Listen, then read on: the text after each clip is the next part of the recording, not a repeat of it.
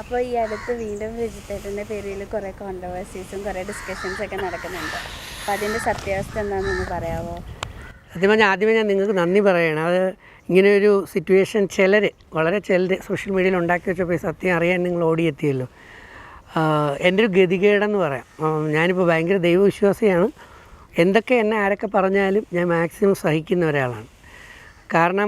കാരണം രണ്ടാണ്. ഒന്നെന്ന് പറയുന്നത്, ഞാൻ കുറേ എൻ്റെ ജീവിത പ്രാരാബ്ദങ്ങളിൽ ജീവിതങ്ങളിൽ ഒരുപാട് അനുഭവങ്ങൾ വന്നു കഴിഞ്ഞപ്പോൾ, അല്ലെങ്കിൽ തകർച്ചകൾ വന്നു കഴിഞ്ഞപ്പോൾ, എൻ്റെ 30s എൻ്റെ 30കളിൽ ഞാൻ പരിശീലനങ്ങൾ തുടങ്ങി. ധ്യാനം, യോഗ, മെഡിറ്റേഷൻ, ജ്ഞാനം, ഇതെല്ലാം വർദ്ധിപ്പിച്ചുകൊണ്ട് വന്നു. കാരണം പ്രതികരിക്കാനായിട്ട് പോയാൽ ഇന്ന് നമുക്കറിയാം, പലരും പ്രതികരിക്കാൻ ക്ഷമയില്ലാതെ കയറി പ്രതികരിക്കുക. എന്താ കൊല്ലുക, വെട്ടുക, കുത്തുക, അമ്മയാണോ അച്ഛനാണോ സഹോദരനാണോ ഒന്നും നോക്കാതൊക്കെ ചെയ്യുക. അപ്പോൾ നമുക്കൊരു ആവേശം വന്നിട്ട് നമ്മൾ പെട്ടെന്ന് കയറി മറ്റവനെ തെറി പിടിക്കുകയോ അല്ലെങ്കിൽ നമ്മൾ എന്തെങ്കിലും ആക്രമണം നടത്തുകയോ ചെയ്താൽ നമ്മൾ പിന്നെ ജയിലിലായിപ്പോവും. ഞാനൊക്കെ ജയിലിലായിപ്പോയി, അല്ലെങ്കിൽ ഞാനൊക്കെ അകത്തായിപ്പോയെന്ന് പറഞ്ഞാൽ ഒരുപാട് പാവപ്പെട്ട കുട്ടികൾക്ക്, വൃദ്ധസദനങ്ങൾക്ക്, ഒരുപാട് മനുഷ്യർക്ക് സഹായം നിലയ്ക്കും എന്ന് എനിക്ക് ഉറപ്പുണ്ട്. കാരണം അഭിമാനത്തോടെ തന്നെ പറയാം, കഴിഞ്ഞ 10, 15, 17 വർഷത്തിലധികമായിട്ട് 1 രൂപ നയാ പൈസ പോലും വാങ്ങാതെ വൃദ്ധസദനങ്ങളെയും അതുപോലെ പഠിക്കാൻ മിടുക്കരായ പാവപ്പെട്ട കുട്ടികളെയും രോഗികളായ ആൾക്കാരെയൊക്കെ സഹായിക്കാൻ ഞാൻ പിരിവ് പോലും ഇല്ലാതെ ഞാൻ ചെയ്തുകൊണ്ടിരിക്കുന്നു. നിങ്ങൾ ഒരു ദിവസം എൻ്റെ വീട്ടിലേക്ക് വരും, ഞാൻ എൻ്റെ രജിസ്റ്റർ എടുത്ത് നിങ്ങളുടെ മുമ്പ് കാണിച്ചു തരാം. ആ രജിസ്റ്റർ പറഞ്ഞാൽ ലക്ഷക്കണക്കിന് രൂപയാണ് അതിൽ കൊടുത്തിരിക്കുന്നത്. പക്ഷേ ഇതൊന്നും ഞാൻ വെളിയിൽ പറഞ്ഞിട്ടില്ല. ഈ മൊബൈൽ ഫോൺ ഇത് കഴിഞ്ഞതിന് ശേഷം തുറന്ന് ഞാൻ കാണിച്ചു തരാം. ഇതിനകത്ത് ഗൂഗിൾ പേ അല്ലെങ്കിൽ ഫോൺ പേ എടുത്തു കഴിഞ്ഞാൽ എനിക്ക് പോലും ബന്ധമില്ലാത്ത എത്രയോ പേർക്ക് അയച്ചത് നിങ്ങൾ കൂട്ടി നോക്കിയാൽ ലക്ഷങ്ങൾ കഴിയും. ഞാൻ സത്യസന്ധമായി പറയുകയാണ്. അപ്പോൾ അങ്ങനെ സമൂഹത്തെ സ്നേഹിക്കുകയും സേവിക്കുകയും ചെയ്ത് ധാരാളം ജനങ്ങൾക്ക് എന്നെ ഇഷ്ടമുള്ളപ്പോൾ ഞാൻ പറഞ്ഞതും പറയുന്നതുമായ ചില വാക്കുകളെ വളച്ചൊടിച്ച് അത് സോഷ്യൽ മീഡിയയെ കൊണ്ടുവന്നിട്ട് എന്നെ മോശക്കാരനാക്കി ചിത്രീകരിക്കുന്ന രീതിയിൽ കാണിക്കുന്ന കാഴ്ചയാണ് എന്നെ ഏറ്റവും കൂടുതൽ വിഷമിപ്പിക്കുന്നത്. ഒരുപാട് അനുഭവങ്ങളുണ്ട്. അതിൽ ഏറ്റവും ലേറ്റസ്റ്റ് ഒരു പ്രമുഖ ചാനലിന് ഒരു ഇൻ്റർവ്യൂ കൊടുത്തു. ആ ഇൻ്റർവ്യൂ കൊടുത്തത് സൂപ്പർ ജിംനി എന്ന് പറയുന്ന ഞാൻ അഭിനയിച്ച ഒരു പുതിയ പടം റിലീസാവുകയാണ്. മീനാക്ഷി നായികയായ super Jimny, she was right എന്ന് പറയുന്ന സിനിമ. അതിനകത്ത് ലഹരി മാഫിയയ്ക്കെതിരെയും അതുപോലെ തന്നെ മലിനീകരണത്തിനെതിരെയും അതുപോലെ തന്നെ വീട്ടിലെ പ്രോബ്ലംസിനെതിരെ അങ്ങനെ ഒത്തിരി മെസ്സേജുകളോട് കൂടിയ നല്ലൊരു പടമാണ് സൂപ്പർ ജിംനി. അതിനകത്ത് ഞാൻ ത്രൂ ഔട്ടൊരു നല്ല വേഷമാണ് ചെയ്തേക്കുന്നത്. നല്ല വേഷമെന്ന് പറഞ്ഞാൽ അത് ഞാനായിട്ട് പറഞ്ഞിട്ട് അതിൻ്റെ സസ്പെൻസ് മാറ്റുന്നില്ല. പല ഫേസുകളിലൂടെ കണ്ടവരെല്ലാം എന്നെ വളരെയധികം അപ്രീഷിയേറ്റ് ചെയ്തു. നമ്മളാരും അമ്മയുടെ ഗർഭപാത്രത്തിൽ നിന്ന് നടനായിട്ടോ ആക്ടറായിട്ടോ വരുന്നതല്ലോ, പരിശീലനങ്ങളിലൂടെയാണ് കയറി വരുന്നത്. ഇപ്പോൾ ലാലേട്ടനൊക്കെ ഒരുപാട് ചെയ്ത് പ്രാക്ടീസ് പരിശീലനത്തിലൂടെയാണ് ലാലേട്ടനും മമ്മൂക്കയൊക്കെ ഇത്രയും എക്സ്പേർട്ടായി വന്നിരിക്കുന്നത്. അപ്പോൾ ആർക്കും അത് പറ്റും. പക്ഷേ എന്നെ സംബന്ധിച്ച് ഞാൻ ഇപ്പം നന്നായി ചെയ്ത ആ വർക്ക്, ആ സിനിമയുടെ പ്രൊമോഷൻ, ഞാൻ കുറച്ച് കൂടുതൽ ആത്മാർത്ഥതയുള്ളൊരു വ്യക്തിയാണ്. അപ്പോൾ എനിക്ക് അവസരം തന്ന പ്രൊഡ്യൂസറിനെ, ഡയറക്ടറിനെ, സിനിമാ പ്രവർത്തകരെ സഹായിക്കേണ്ട ഉത്തരവാദിത്വം ഉള്ളതുകൊണ്ടാണ് ഞാനൊരു ഇൻ്റർവ്യൂകളൊക്കെ റെഡിയാക്കിയത്. പലരും അവരുടെ കൂടെ ഇല്ലായിരുന്നു, എൻ്റെ കൂടെ ഞാൻ ഒറ്റയ്ക്കായിരുന്നു. അപ്പോൾ കൂടുതൽ കാര്യങ്ങൾ പറയേണ്ടി വന്നു. അവതാരകൻ, ആ പ്രമുഖ ചാനലിലെ അവതാരകൻ ഇങ്ങനെ ചോദിച്ചു പോയപ്പം അതിനകത്ത് വളരെ രസകരമെന്ന് വെച്ചാൽ 1.5 മണിക്കൂർ വരുന്ന ഒരു interview, first part, second part.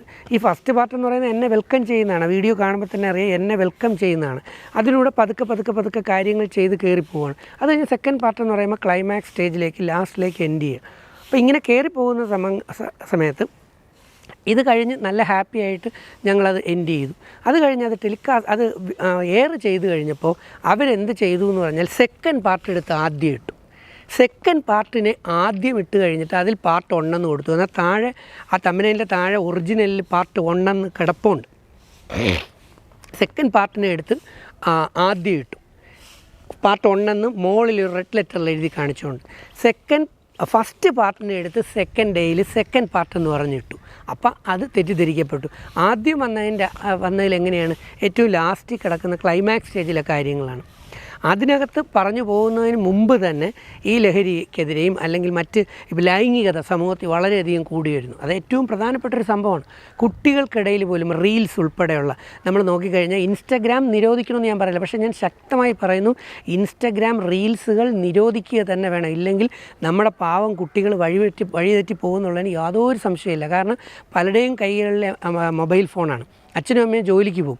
ഈ കുട്ടികൾ സ്കൂളിൽ പോയാലും പോയില്ലെങ്കിലും മൊബൈൽ ഫോണിലെ റീൽസിലേക്ക് കയറി കഴിയുമ്പോൾ അതിനകത്ത് കുറേ സ്ത്രീകൾ മെമ്പിള്ളേരും വന്നിരുന്ന് തുള്ളിച്ചാടിയും ചാടിത്തുള്ളിയൊക്കെ കളിച്ചും പലതും കാണിച്ചും പല കോപ്രായങ്ങൾ. അതുപോലെ തന്നെ മദ്യപാനത്തിൻ്റെത് റീൽസിൽ കാണിക്കുന്നത് വിരുദ്ധമായിട്ടുള്ള ആഹാരം ഉൾപ്പെടെയാണ് കാണിക്കുന്നത്.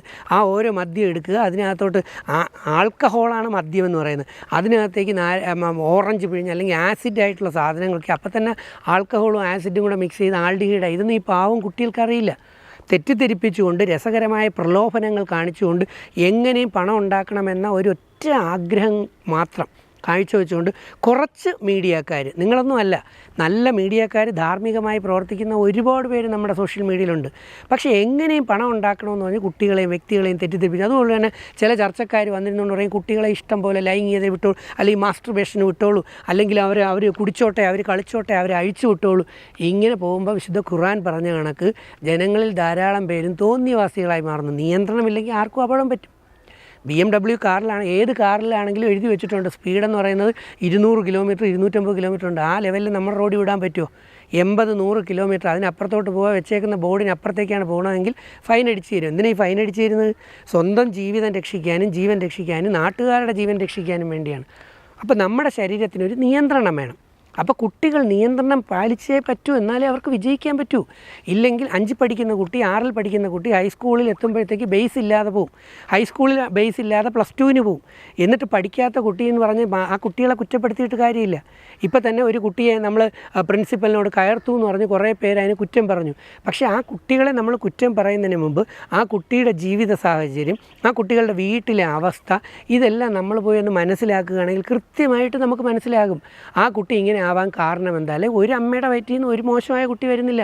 എല്ലാ കുട്ടികളും നല്ല, പ്രത്യേകിച്ച് ഇന്നത്തെ കാലത്തെ പുതുതലമുറയിലെ കുട്ടികളെന്ന് പറഞ്ഞാൽ വളരെ ബ്രില്യൻ്റ് ആയിട്ടുള്ള കുട്ടികളാണ്. അവർ കാര്യങ്ങൾ പെട്ടെന്ന് മനസ്സിലാവും. ആ മനസ്സിലാകുന്ന കാര്യങ്ങൾ അവർക്ക് ജീവിതത്തിലേക്ക് നല്ലത് പറഞ്ഞു കൊടുക്കാൻ ഉള്ള ആൾക്കാരുടെ എണ്ണം ഇപ്പോൾ കുറയുന്നു. അതാണ് കലിയുഗത്തിൻ്റെ പ്രഭാവം. അപ്പം ഞാൻ പരിശീലനങ്ങളിലൂടെ എന്നെ നിയന്ത്രിക്കാൻ ശീലിച്ചതും, രണ്ടാമത് എനിക്കിപ്പോൾ കണ്ടകശനിയാണ്. കണ്ടകശനി എന്ന് പറയുമ്പോഴത്തേക്ക് ഇപ്പോൾ മാർച്ച് തീരും. പക്ഷേ അതിനു മുമ്പ് തന്നെ ഞാൻ വിശ്വാസിയായതുകൊണ്ട് ഞാൻ മനസ്സിലാക്കി നല്ലത് വേണ്ടി പറയുന്ന പോലും തെറ്റിദ്ധരിപ്പിച്ച് കള്ളമാക്കി അല്ലെങ്കിൽ മോശമാക്കി മാറ്റും എന്ന്. അപ്പോൾ ഈ പ്രമുഖ ചാനലിൽ ഇൻ്റർവ്യൂ കൊടുത്ത പരിശീലനങ്ങൾ ഇങ്ങനെയൊക്കെ പറഞ്ഞ് കയറി വരുമ്പോൾ പ്രമുഖ ചാനലുകാരൻ എന്നോട് ചോദിക്കുന്നു, ചേട്ടനൊരു കല്യാണം കഴിച്ചു, ചേട്ടൻ്റെ ജീനുകളൊക്കെ ഇപ്പോൾ ഏറ്റവും നല്ലതാണല്ലോ, നല്ല നിലയിലുള്ള ജീനുകളൊക്കെ ഡെവലപ്പ് ചെയ്തിട്ടിരിക്കുമ്പോൾ ചേട്ടനൊരു കല്യാണം കഴിച്ചു കഴിഞ്ഞാൽ നല്ല ഉയർന്ന ഗുണമുള്ള അല്ലെങ്കിൽ ഗുണനിലവാരം കൂടിയ മക്കളൊക്കെ ജനിക്കുമല്ലോ എന്ന് പറയുമ്പോൾ ഞാൻ പറയുകയാണ്, ഞാൻ ഒരു പ്രാവശ്യം ശ്രമിച്ചതാണ്. എൻ്റെ വളരെ ചെറുപ്പത്തിൽ ഞാനത് ശ്രമിച്ചു. ഇപ്പം ഞാനൊരു എന്താ പറയുക, ഞാൻ മിഡിൽ ഏജ്ഡാണ്, അല്ലെങ്കിൽ ഞാനൊരു ചെറുപ്പക്കാരനാണ്. അപ്പോൾ അത് എൻ്റെ തലമുടി നരച്ചു പോയതാണോ പ്രോബ്ലം? എൻ്റെ താടിയും മുടിയും നരച്ചതാണോ പ്രോബ്ലം? ഇന്ന് പല കുട്ടികൾക്കും താടിയും മുടിയും നരച്ചിട്ടുണ്ട്, മുടി, അപ്പോൾ അവർക്കൊന്നും ഇനി ജീവിതമില്ലേ? തമിഴിൽ നിന്നൊക്കെ നോക്കി അജിത്ത് തലമുടി നരച്ചതല്ലേ? അപ്പോൾ ഞാൻ മലയാളിയായിപ്പോയതാണോ ഈ പ്രോബ്ലം? ഞാൻ 50s നിൽക്കുന്ന ആളാണ്, അല്ല ഞാൻ 60s. ലാലേട്ടനൊക്കെ 60siലാണ് നിൽക്കുന്നത്, മമ്മൂക്കയൊക്കെ 70siലാണ് നിൽക്കുന്നത്. ഞാൻ വളരെയധികം ബഹുമാനിക്കുന്ന അമിതാഭ് ബച്ചൻ സാറൊക്കെ 80siൻ്റെ റേഞ്ചിലും അതിലുമാണ് നിൽക്കുന്നത്. അപ്പോൾ ഞാൻ അവിടെയൊക്കെ എത്താൻ ഇനിയും 10, 20, 30 വർഷമുണ്ട്. അപ്പോൾ ഞാൻ എൻ്റെ ചെറുപ്പത്തിലെ പരിശീലനങ്ങളിലും ദൈവത്തെ അറിയാനുള്ള വഴികളും തുറന്നുകൊണ്ട് എൻ്റെ 30s തന്നെ ഞാൻ ആധ്യാത്മിക പരിശീലനം നടത്തി. ഇനിയൊരു ലൈഫ് അല്ലെങ്കിൽ ഫാമിലി ലൈഫ് വേണ്ടാന്ന് വെച്ചുകൊണ്ട് ഞാൻ ആർട്ട് ഓഫ് ലിവിങ്ങിൽ പോയി അവിടെ പരിശീലനം ശ്രദ്ധിച്ചു. അപ്പോൾ അത് കഴിഞ്ഞതിന് ശേഷം ഞാൻ പല വഴികളിലും നോക്കി. എന്നിട്ടാണ് ഞാൻ പ്രജാപിത ബ്രഹ്മകുമാരീസ് ഈശ്വരി വിശ്വവിദ്യാലയത്തിൽ ധ്യാനവും യോഗയൊക്കെ പഠിക്കാൻ തുടങ്ങി. ഏതെങ്കിലുമൊക്കെ നമ്മൾ കൂടെ വേണം. ഞാൻ കോളേജിൽ പഠിപ്പിക്കുമ്പോഴേ ഞാൻ പരിശീലനം നടത്തിക്കൊണ്ടിരിക്കുന്ന ആളാണ്. 26 വർഷം ഞാൻ കോളേജിൽ പഠിച്ചതാണ്. അപ്പോൾ എന്താണ് പരിശീലനം? നിയന്ത്രിക്കാൻ. മഹാഭാരതം പറയുന്നു 2 കാര്യങ്ങൾ നിയന്ത്രിക്കാൻ പറ്റുന്ന ഒരു കുട്ടിക്ക് ലോകം കീഴടക്കാൻ പറ്റും. ഒന്ന് ഭോജനാസക്തി. എന്തൊക്കെയാണ് ഫാസ്റ്റ് ഫുഡിൽ ഇന്ന് കണ്ടുവരുന്നത്? അത് കഴിച്ച് ഫാസ്റ്റ് ഫുഡ് കഴിച്ച് കുട്ടികൾ പലരും രോഗിയായി മാറിക്കഴിഞ്ഞു. നിങ്ങൾക്ക് തന്നെ അറിയാം സത്യങ്ങൾ. അത് കുട്ടികളെ ബോധവൽക്കരിക്കണ്ടേ? കളർ ചേർത്ത് കഴിച്ചതും അല്ലാതുള്ള കഴിക്കലും നമ്മുടെ പ്രകൃതിക്ക് ചേരാത്തതായിട്ടുള്ള ഭക്ഷണങ്ങളും പണം ഉണ്ടാക്കാൻ വേണ്ടി മാത്രമായിട്ട് ഇത് കഴിച്ച് പല കുട്ടികളും ആസക്തി ഉണ്ട് ഫുഡിന്, ഭക്ഷണം. രണ്ടാമതെന്ന് പറയുന്നത് ഏതാ? ലൈംഗിക ആസക്തി. കൊച്ചു കുട്ടികളെ സഹിതം. ഇപ്പം ഞാൻ നിൽക്കുന്ന ആലുവ മണപ്പുറത്ത് മഹാദേവ ക്ഷേത്ര സന്നിധിയിലാണ് നിൽക്കുന്നത്.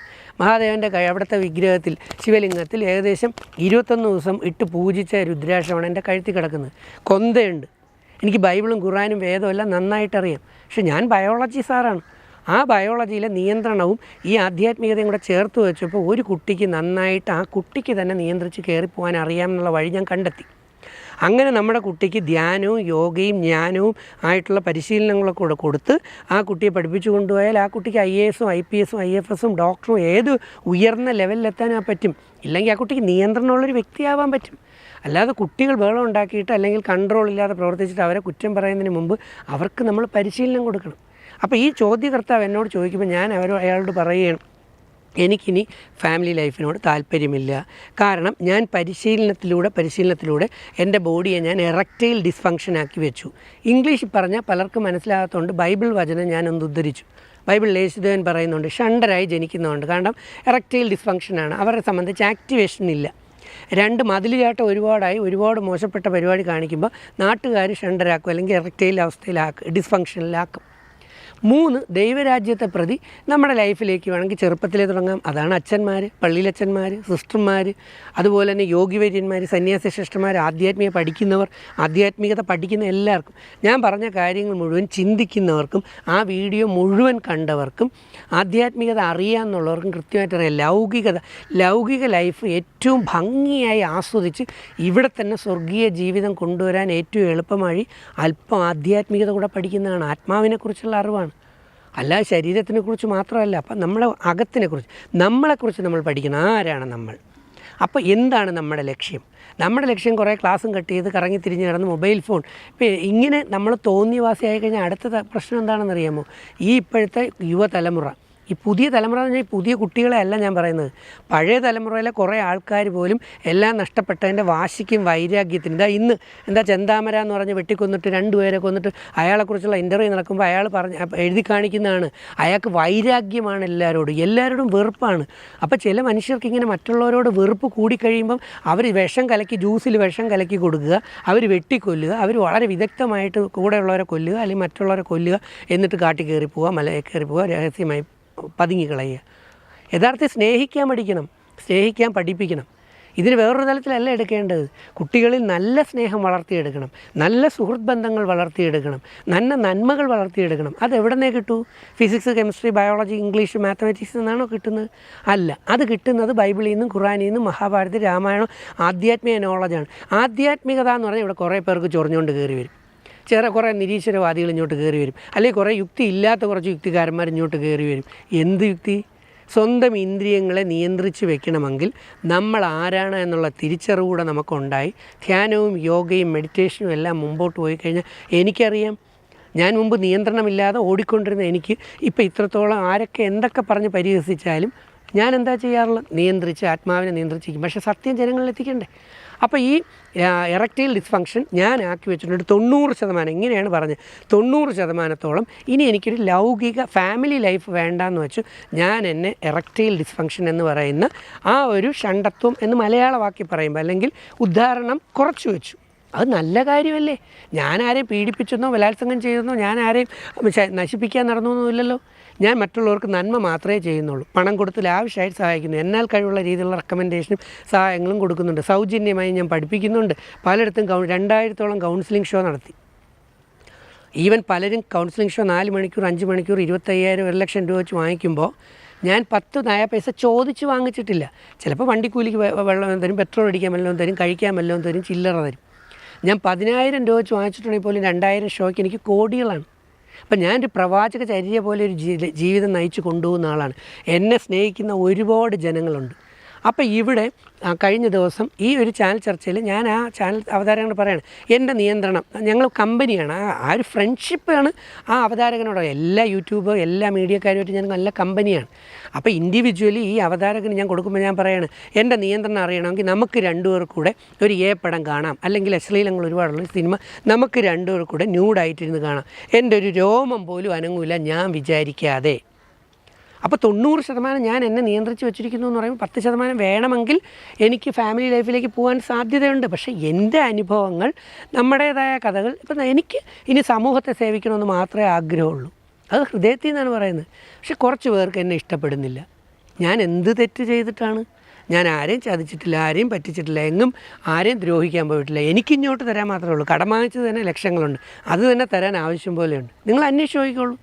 എൻ്റെ വീട്ടിലിരിക്കുന്ന ആരെങ്കിലും വന്ന് ചോദിച്ചാൽ കൊടുക്കുന്നത് വേണ്ട. ആറ്റിങ്ങലത്തെ ബാങ്ക് കാനറ ബാങ്കിൽ പോയി ചോദിക്കൂ. എൻ്റെ സ്വന്തമായി എനിക്കൊരു ഫൗണ്ടേഷനുണ്ട്, ഡോക്ടർ എയ്ത്ത് ഫൗണ്ടേഷൻ. എത്ര ചെക്ക് ബുക്കാണ് ഞാൻ ആ ബാങ്കിൽ നിന്ന് വാങ്ങിച്ചതെന്ന്. പലർക്കും ചെക്കാണ് കൊടുക്കുന്നത് വീട്ടിൽ വന്നവർ, പൈസ ഉണ്ടായിരുന്ന സമയത്ത്. ഇപ്പോൾ വരുമാനമില്ല. എന്നെ ആകെ സഹായിക്കുന്നത് Padmashri doctor M A Yusuff Ali എന്ന് പറയുന്ന ആ വലിയ മനുഷ്യൻ. അദ്ദേഹമാണ് കഴിഞ്ഞ 8 വർഷം കൊണ്ട് എന്നെ നല്ല രീതിയിൽ എന്നെ ഹൃദയത്തോട് ചേർത്ത് വെച്ച് സഹായിക്കുന്നത്. അങ്ങനെയുള്ള വലിയ വലിയ മനുഷ്യർ ഇങ്ങനെയുള്ള വേണ്ടാത്ത വാക്ക് കേൾക്കുമ്പോൾ വിശ്വസിക്കില്ല. പക്ഷേ എന്നാലും എനിക്കൊരു അമ്മ ഉണ്ടായിരുന്നെങ്കിലോ, എനിക്ക് ഭാര്യയും മക്കളും ഉണ്ടായിരുന്നെങ്കിലോ, എൻ്റെ സഹോദരങ്ങൾ വീട്ടിൽ ഉണ്ടായിരുന്നെങ്കിലോ, അവർ ഈ വൃത്തികെട്ട വാക്കുകൾ ഈ വീഡിയോയിൽ നിന്ന് അടർത്തി എടുത്തിട്ട് വേറെ ചില മീഡിയകൾ ഫേസ്ബുക്കുകളിലിട്ട് എന്നെ അലക്കുകയാണ് ചെയ്യുന്നത്. ഇങ്ങനെ പലരെയും അലക്കുന്നുണ്ട്. സെലിബ്രിറ്റികളായിട്ടുള്ളവർ. ഞാൻ സെലിബ്രിറ്റി ഒന്നുമല്ല, ഞാനൊരു സാധാരണക്കാരനാണ്. പ്രവാചകചര്യയിൽ ജീവിതം മുമ്പോട്ട് കൊണ്ടുപോകുന്ന ആളാണ് ഞാൻ. ആരില്ലാന്ന് ഒന്നുമില്ലയെന്ന് എൻ്റെ അടുത്ത് എന്ന് പറഞ്ഞാൽ എന്നാൽ കഴിവുള്ള രീതിയിൽ ഞാൻ സഹായിച്ചിരിക്കും. പിന്നെ എൻ്റെ ജീവിതത്തിന് വേണ്ടി ഞാൻ കുറച്ച് കാര്യം മാറ്റി വെച്ചിട്ടുണ്ട് സാമ്പത്തികം. അതെന്ന് പറയുന്നത് എന്നേക്കൊന്നും കിട്ടിയില്ലെങ്കിൽ പോലും കുറേ വയസ്സായി കഴിയുമ്പോൾ, ഞാനിപ്പോൾ വയസ്സിനൊന്നുമല്ല, എൻ്റെ രോമം എൻ്റെ 8ാം ക്ലാസ്സിൽ പഠിക്കുമ്പോഴേ 9ാം ക്ലാസ്സിൽ പഠിക്കുമ്പോഴേ നരച്ചു എന്ന് വെച്ചിട്ട് എൻ്റെ എനർജി നോക്കണം, എൻ്റെ ഊർജ്ജം നോക്കണം, എൻ്റേതായിട്ടുള്ള ലെവലുകൾ നോക്കണം. ആ ലെവലുകൾ നോക്കുമ്പം ഞാൻ ആക്റ്റീവായിട്ടാണ് ചെയ്യുന്നത്. എനിക്ക് ആക്റ്റീവായിട്ട് ചെയ്യാനുള്ള കാരണം ഭഗവത്ഗീതയിൽ കൃഷ്ണൻ പറഞ്ഞ ആ തന്ത്രം തന്നെയാണ്. എന്താണ് തന്ത്രം? ഭഗവത്ഗീതയിൽ കൃഷ്ണൻ പറഞ്ഞിരിക്കുന്ന തന്ത്രം ഇതാണ്: രേതസ് എന്ന് പറയുന്ന സെമൻ വെറുതെ നഷ്ടപ്പെടുത്തി കളയരുത്. വീണ്ടും സയൻസിലേക്ക് വരികയാണ്.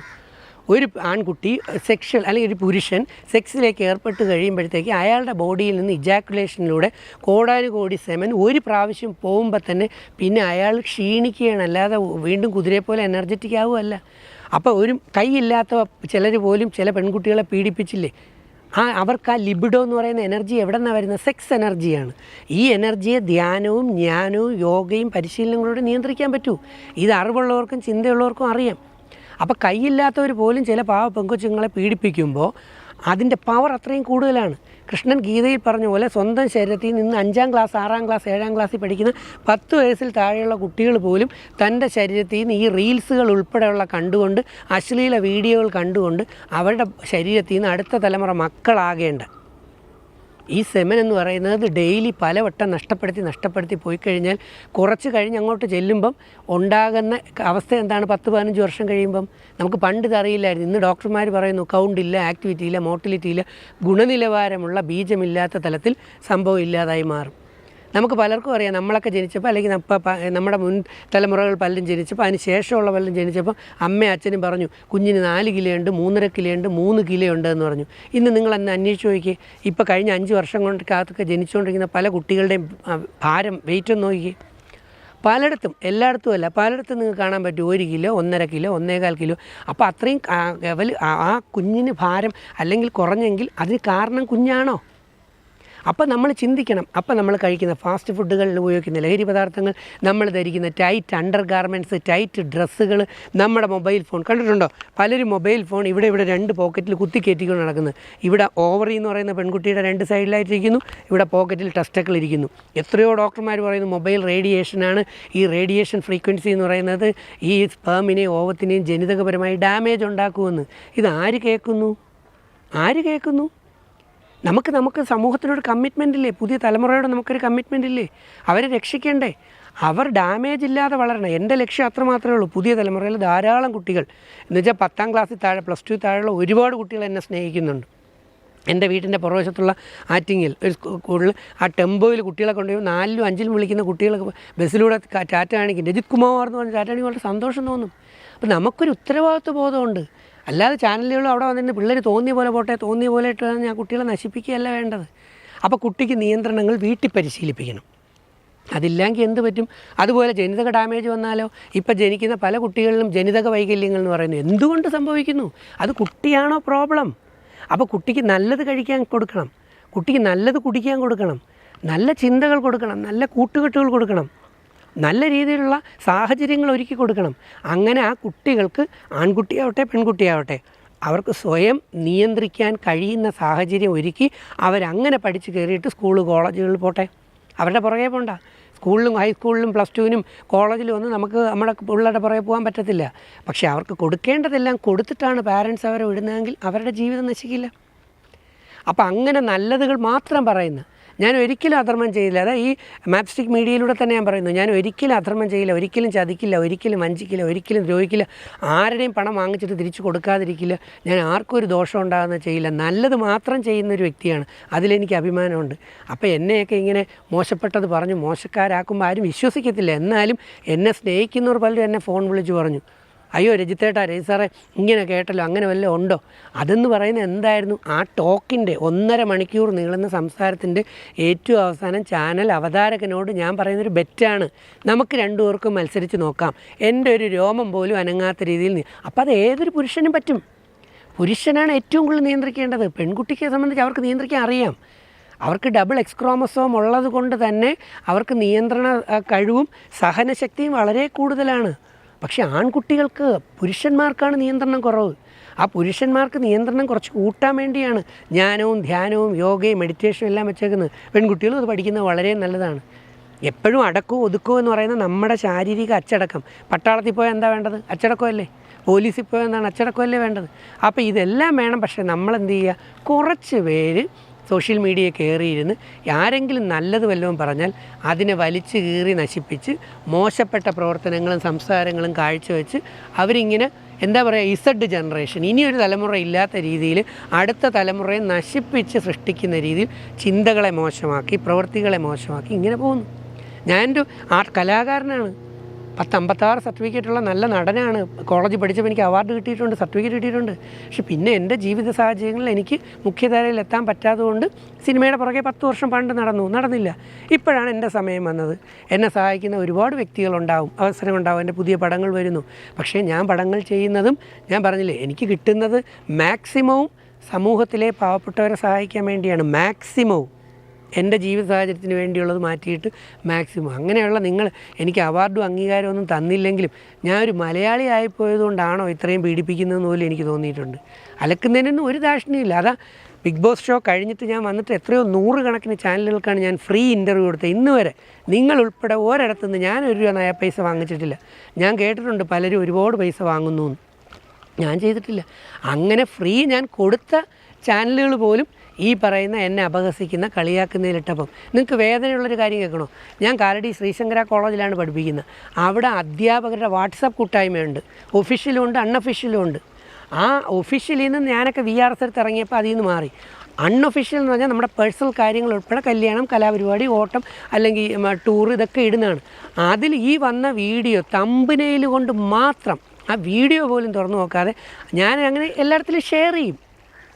ആദ്യം നിന്ന് ആ ഗ്രൂപ്പിൽ നിന്ന് എന്നെ ഡിലീറ്റ് ചെയ്തു. അതിനകത്ത് അഡ്മിൻ, സാറിൻ്റെ പേരൊന്നും ഞാൻ പറയുന്നില്ല, ആ എൻ്റെ കോളേജിലെ വാട്സപ്പ് ഗ്രൂപ്പിൽ നിന്ന് നിങ്ങൾക്ക് വേണേൽ അന്വേഷിച്ച് നോക്കാം. ആ ഗ്രൂപ്പിൽ നിന്ന് ഈ തമ്പനയിൽ അശ്ലീല മോശപ്പെട്ടൊരു വാക്കെന്ന് കണ്ടുകൊണ്ട് എന്നെ അതിൽ നിന്ന് അവർ ഡിലീറ്റ് ചെയ്തു. എനിക്ക് നല്ല വേദനയുണ്ടായി. ഒന്ന് ആലോചിച്ച് നോക്കി, എന്ത് തെറ്റ് ഞാൻ ചെയ്തിട്ടാണ്? നാളെ കാലം തെളിയിക്കും. ഇപ്പം വിവേകാനന്ദ സ്വാമിക്ക് ചിക്കാഗോയിൽ പ്രസംഗിക്കാൻ പോയോ ചീമുട്ടയിൽ എറി കിട്ടി, പക്ഷെ കാലം തെളിയിച്ചില്ലേ? പ്രവാചകന്മാരെയൊക്കെ നമ്മൾ പീഡിപ്പിച്ചിട്ടുള്ള, ഞാൻ ആ ഗണത്തിലൊന്നും വരില്ല. ഞാൻ ഒരു പാവം മനുഷ്യനാണ്. ഒന്നും ഇല്ലായ്മയിൽ നിന്ന് വട്ടപൂജ്യത്തിൽ നിന്ന് ഹാർഡ് വർക്ക് ചെയ്ത് ആരെയും ദ്രോഹിക്കാതെ ആരെയും ശല്യപ്പെടുത്താതെ ഞാൻ വളർന്ന് കയറി വന്നിട്ട് എൻ്റെ അമ്മയ്ക്ക് വേണ്ടി, സമൂഹത്തിന് വേണ്ടി എന്തെങ്കിലും ചെയ്യണമെന്ന് ആഗ്രഹിച്ചുകൊണ്ട് മുമ്പോട്ട് പോകുന്ന ഒരാളാണ്. അത്രയേ ഉള്ളൂ. ജീവകാരുണ്യ പ്രവർത്തനങ്ങൾ വളരെ വിപുലമായി ചെയ്യണം. അതിന് എൻ്റെ പണമില്ല, എനിക്ക് ജീവിക്കാനുള്ള കുറച്ചുണ്ട്. അതെടുത്ത് ഞാൻ ചെയ്താൽ പിന്നെ ഞാനെന്ത് ചെയ്യും? ഞാൻ പിന്നെ വീഡിയോ ഇടാൻ നടക്കണ്ടേ? പക്ഷേ എനിക്ക് കിട്ടിയ എക്സ്ട്രാ മണികളിലും കിട്ടുന്നതിലും നല്ലൊരു വീതം മാക്സിമം സഹായിച്ചുകൊണ്ടിരിക്കുന്നത്. അതൊന്നും വീഡിയോ ഇടാറില്ല, അതൊന്നും ഇൻ്റർവ്യൂ എടുക്കാറില്ല. പക്ഷേ യൂസഫ് അലി സാറിനെ പോലെയുള്ളവർ എനിക്ക് ഡ്രസ്സ് വാങ്ങിക്കാനും എനിക്ക് സമ്മാനമായി തരുന്നത് ഞാൻ മറ്റാർക്കെങ്കിലുമൊക്കെ കൊടുക്കുകയാണെങ്കിൽ അത് ഞാൻ വീഡിയോ ഇടും. കാരണം അത് അദ്ദേഹത്തിന് എനിക്ക് ബോധ്യപ്പെടുത്തേണ്ട ഉത്തരവാദിത്വമുണ്ട്. അല്ലാതെ ഒരാളിൽ നിന്നും ഞാൻ 5 പൈസ വാങ്ങിക്കാറില്ല. അപ്പോൾ അങ്ങനെ പോകുന്ന എന്നെ രക്ഷിക്കണോ, വളർത്തണോ, അതോ തളർത്തണോ എന്ന് നിങ്ങൾ ആലോചിക്കൂ. അതാണ് വേണ്ടത്. അല്ലാതെ ഈ ഫേക്ക് വീഡിയോകൾ കണ്ടിട്ട്, ചെറിയ ക്ലിപ്പുകൾ കണ്ടിട്ട് ഫേസ്ബുക്കിൽ എന്നെ മോശക്കാരനാക്കുന്ന ഇത് കണ്ടിട്ട് ആരും വിശ്വസിക്കരുത്. അതൊക്കെയെന്ന് പറയുന്നത് അധാർമികമായി പണം ഉണ്ടാക്കുന്ന കുറേ പേരാണ്. മഹാഭാരതത്തിൽ പറയുന്ന പോലെ ധർമ്മ അർത്ഥ കാമം, ധാർമ്മികമായി നമ്മൾ ഉണ്ടാക്കുന്ന പണം മാത്രമേ നമ്മുടെ ജീവിത വിജയത്തിന് ഉപയോഗിച്ചാൽ ഗുണപരമാവൂ. അല്ലാതെ കള്ളവും ചതിയും വെച്ച് എങ്ങനെയൊക്കെ ഉണ്ടാക്കിയാലും നിങ്ങൾ അന്വേഷിച്ച് നോക്കിക്കോളൂ. അങ്ങനെ ഉണ്ടാക്കിയവർ പലരും അവരുടെ കുടുംബങ്ങളിലോ അല്ലെങ്കിൽ അവരിലോ അവരുടെ മക്കളിലോ അല്ലെങ്കിൽ തലമുറയിലോ ഒക്കെ പല അസ്വസ്ഥതകളും നഷ്ടങ്ങളും ഉണ്ടായിട്ടേ ഉള്ളൂ. അതുകൊണ്ട് പ്ലീസ് ഞാൻ ഒന്ന് നന്നായി ജീവിച്ചിരുന്നാൽ ഒരുപാട് പേർക്ക് സഹായങ്ങളുണ്ടാകും. എന്നെ തളർത്തി തകർക്കാനാണ് നിങ്ങൾ നോക്കുന്നതെങ്കിൽ ഒരുപാട് പേർക്ക് കിട്ടുന്ന സഹായങ്ങളെ നിങ്ങളായിട്ടില്ലാതാക്കുകയാണ്. ഞാൻ ആരെയും ദ്രോഹിക്കാറില്ല, വഞ്ചിക്കാറില്ല, ചതിക്കാറില്ല. നെഞ്ചി കൈവച്ച് ഞാൻ പറയാം.